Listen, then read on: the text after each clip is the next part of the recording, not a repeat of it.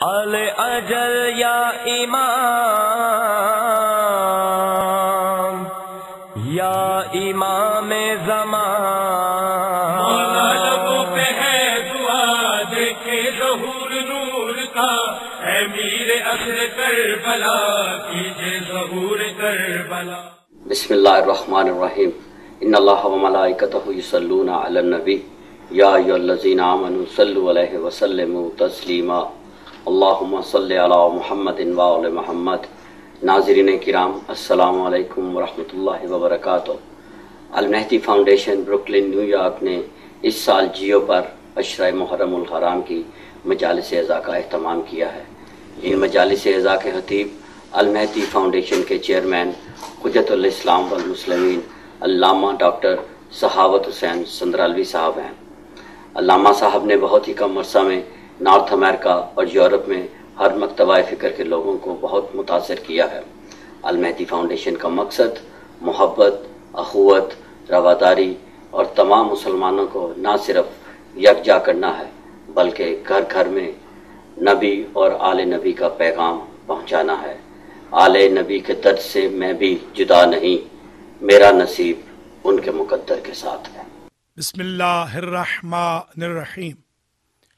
الحمد للہ رب العالمین، الصلاۃ والسلام علی رسولہ الکریم سیدنا و مولانا ابی القاسم محمد، اللہم صلی علی محمد وآل محمد، ثم الصلاۃ والسلام علی اہل بیتہ الطیبین الطاہرین المعصومین۔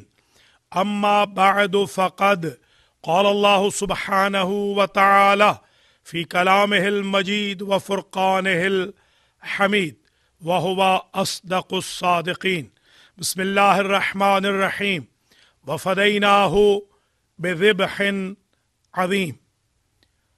ناظرین، ناظرات، برادران و خواہران اسلام، نواس رسول، جگر گوشہ علی و بطول، سید الشہداء، سرور کاروان حریت، محافظ اسلام و قرآن حضرت امام حسین علیہ السلام اور ان کے باوفا اصحاب و انصار کو سلام عقیدت پیش کرنے کے لیے آج ہم اس سیشن میں موجود ہیں۔ اللہ سبحانہ و تعالی نے قرآن مجید میں ارشاد فرمایا وَلَوِ اتَّبَعَ الْحَقُّ أَهْوَاءَهُمْ لَفَسَدَتِ السَّمَاوَاتُ وَالْأَرْضُ وَمَنْ فِيهِنَّ۔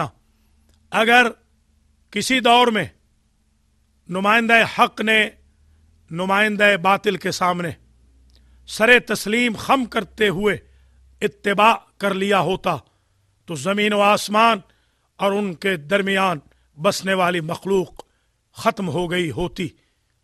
اس آیت کے تناظر میں یہ جاننا ضروری ہے کہ یہ احسان ہے فاطمہ کے لال کا کہ جنہوں نے انکار بیعت کے ذریعے انسانیت کو حیات بخشی ہے۔ آج اہل آسمان اور اہل زمین اور ان کے درمیان رہنے والی مخلوق اگر زندہ ہے تو امام حسین علیہ السلام کے انکار بیعت اور ان کی جان نثاری کی وجہ سے۔ قرآن مجید میں جا بجا ارشادات ہیں جن سے یہ واضح ہوتا ہے کہ سرکار سید الشہداء کی جاں فشانی اور جان نثاری ضرورت مذہب تھی، ضرورت اسلام تھی۔ مثال کے طور پر ارشاد رب العزت ہے وَفَدَيْنَاهُ بِذِبْحٍ عَظِيمٍ، ہم نے فدیہ کر دیا، ریپلیس کر دیا ایثار ابراہیم و اسماعیل کو ذبح عظیم کے ذریعے۔ قرآن مجید نے کربلا کو ذبح عظیم کہا، سرکار سید الشہداء کی قربانی کو ذبح عظیم کہا۔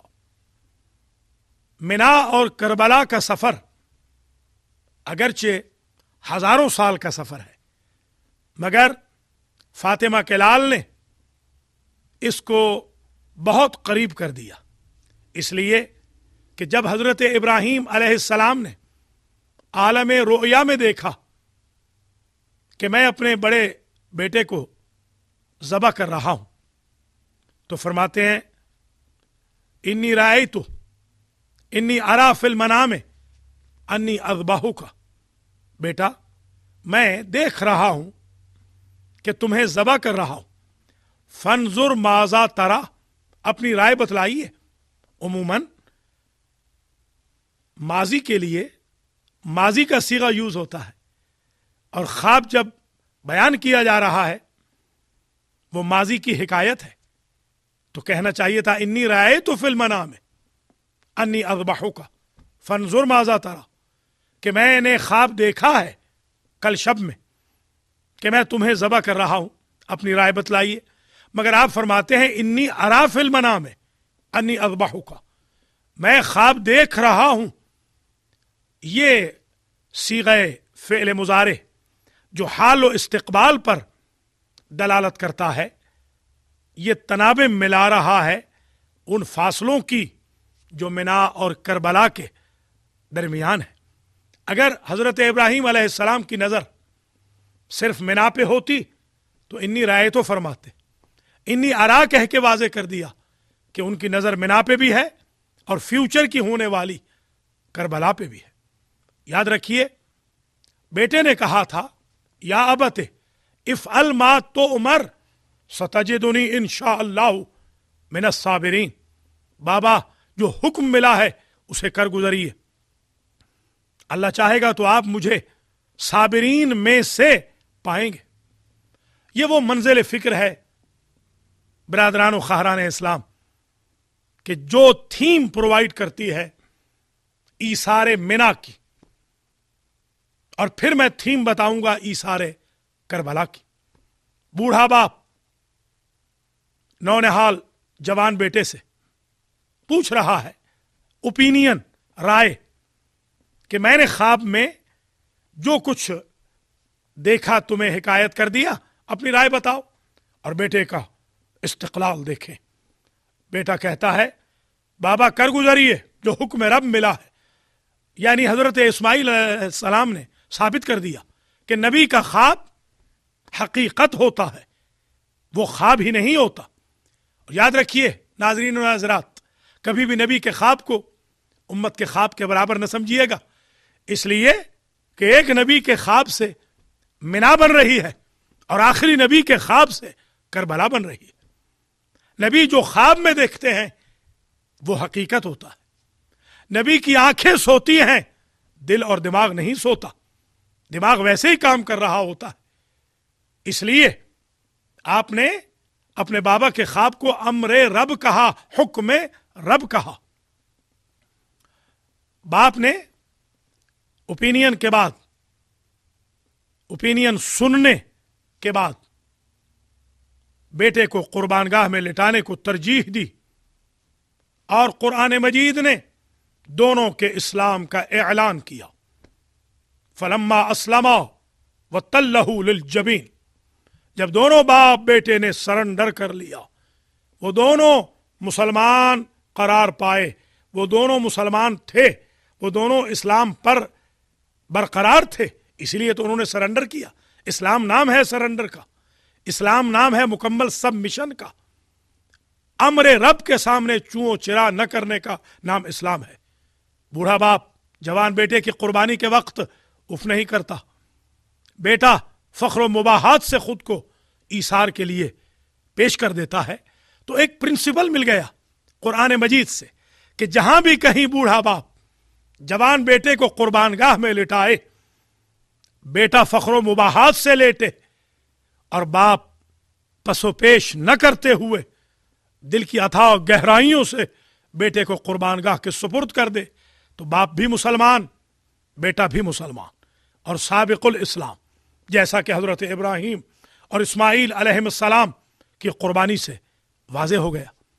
یاد رکھیے جب حضرت ابراہیم علیہ السلام نے اپنا خواب سچ کر دکھایا تو قدرت نے آواز دی قد صدقت الرؤیا، اے ابراہیم آپ نے خواب کو سچ کر دکھایا۔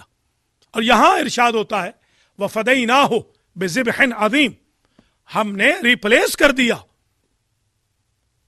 ایک ذبح عظیم سے۔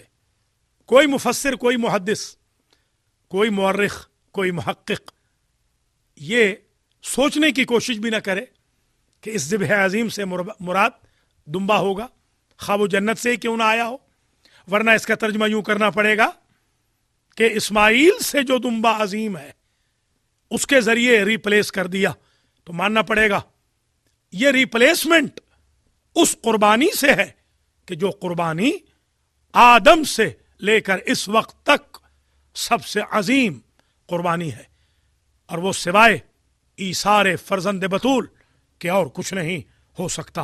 وَفَدَيْنَاهُ بِذِبْحٍ عظیم۔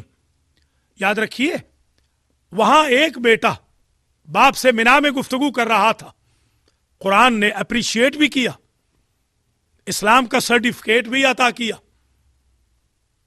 ان کے خواب کی حقیقت کا ذکر بھی کیا، دونوں باپ بیٹے کی اس قربانی کو قیامت تک کے لیے قابل تأسی بھی قرار دیا۔ آج مسلمان اس وقت تک حج نہیں کر سکتے جب تک حضرت ابراہیم علیہ السلام اور حضرت اسماعیل علیہ السلام کے ایثار کی تأسی نہ کر لے، جب تک منا میں قربانی نہ ہو حج قبول نہیں۔ ملاحظہ فرمایا آپ نے، یہ ہے منا جو کہ نامکمل ایثار ہے، جس کو ڈیلے کر دیا گیا ہے۔ اب آپ اندازہ فرمائیں کہ جب نامکمل ایثار کی شبیہ جائز ہے تو جس نے منا کو مکمل کیا کربلا، اس کی شبیہ میں تو کوئی قباحت نہیں ہونی چاہیے۔ جب منا والوں کا ذکر قرآن میں آتا ہے، اللہ فرماتا ہے، اور ان کے ذکر کی کنٹینیویشن اللہ کی خواہش ہے، تو کربلا والوں کے ذکر کی کنٹینیویشن بھی اللہ ہی کی خواہش ہوگی۔ اس لیے امام حسین علیہ السلام کے ایثار کو تتمہ کار انبیاء کہا گیا۔ حضرت آدم علیہ السلام سے لے کر حضرت محمد مصطفیٰ صلی اللہ علیہ وآلہ وسلم تک ہر نبی کا ایک ہدف رہا کہ اسلام کو پروموٹ کرے۔ ہر نبی مسلمان تھا اور اسلام کا پروموٹر تھا۔ غدیر نے، جس کا اعلان خود قرآن مجید نے کیا، یا ایھا الرسول بلغ ما انزل الیک من ربک وان لم تفعل فما بلغت رسالته واللہ یعصمک من الناس ان اللہ لا یہدی القوم الکافرین، جس کے بعد یہ آیت آ رہی ہے الیوم اکملت لکم دینکم واتممت علیکم نعمتی ورضیت لکم الاسلام دینا۔ یعنی غدیر نے اسلام کو، جس کی پروموشن آدم سے لے کر خاتم تک ہوتی رہی تھی، مکمل کر دیا۔ غدیر تکمیل اسلام کا نام ہے۔ کربلا تتمہ محنت انبیاء کا نام ہے۔ اور یاد رکھیے غدیر میں اسلام مکمل ہوا، سرکار آدم علیہ السلام سے لے کر خاتم الانبیاء صلی اللہ علیہ وآلہ وسلم تک دین پروموٹ ہوا، مگر دین کو تا قیامت حفاظت ابدی سرکار سید الشہداء اور ان کے جان نثاروں، اعوان و انصار اور اہل بیت کے خون کی دھاروں کے ذریعے۔ یاد رکھیے کربلا نے اسلام کی سرحدوں کے ارد گرد حصار الہی کھینچ دیا۔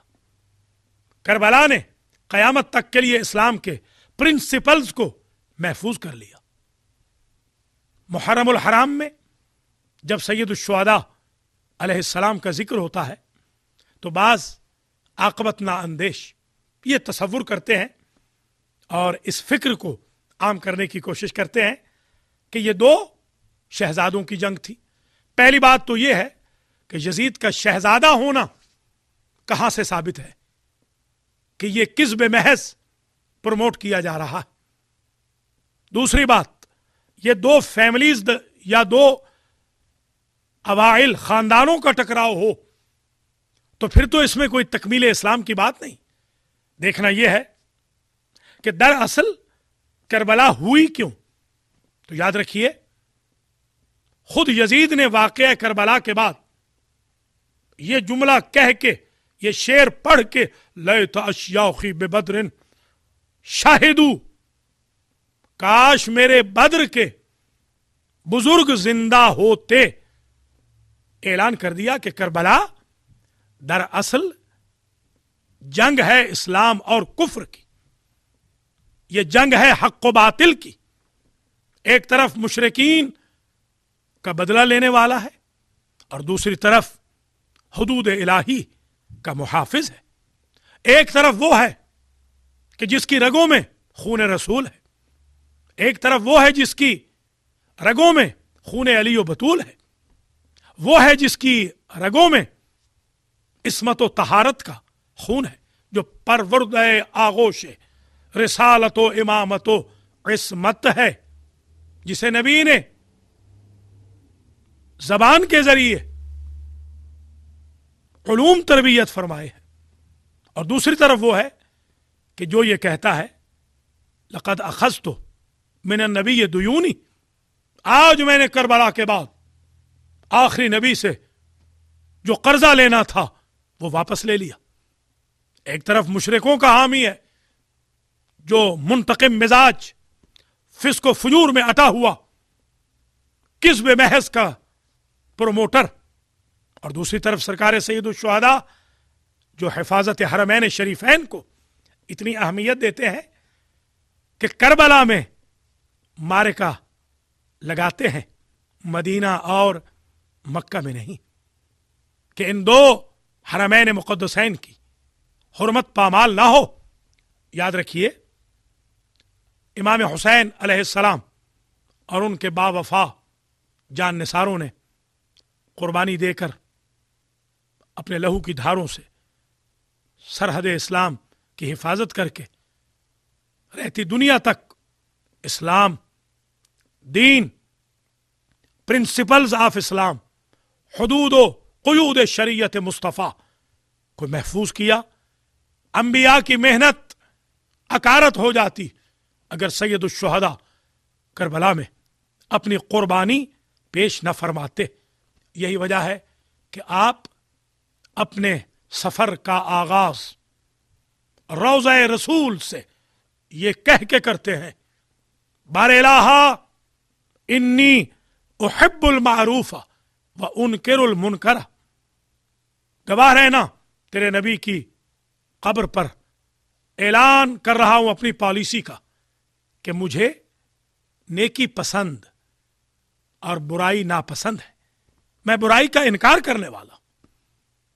सैयदुल शुहदा अपने नाना के मज़ार पे आते हैं, विदाए आखिर करते हैं, फिर अम्मा के मज़ार पे जाते हैं, विदा करते हैं भाई के मज़ार से, विदाए आखिर करके फातिमा के लाल मदीना से उस वक्त चलते हैं कि जब मुसाफिर वतन वापस पलटते हैं।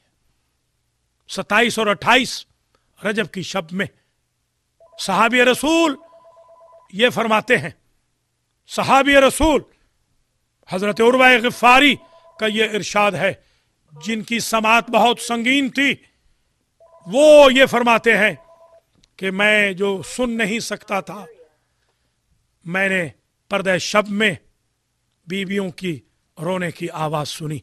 हजरत उम्मे सलमा ने बुला भेजा, आपने उम्मे सलमा के इसरार के बावजूद करबला जाना पसंद किया।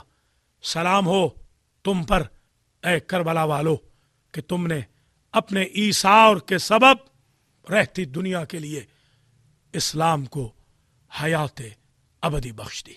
वमा अलैना इल्लल बलाग।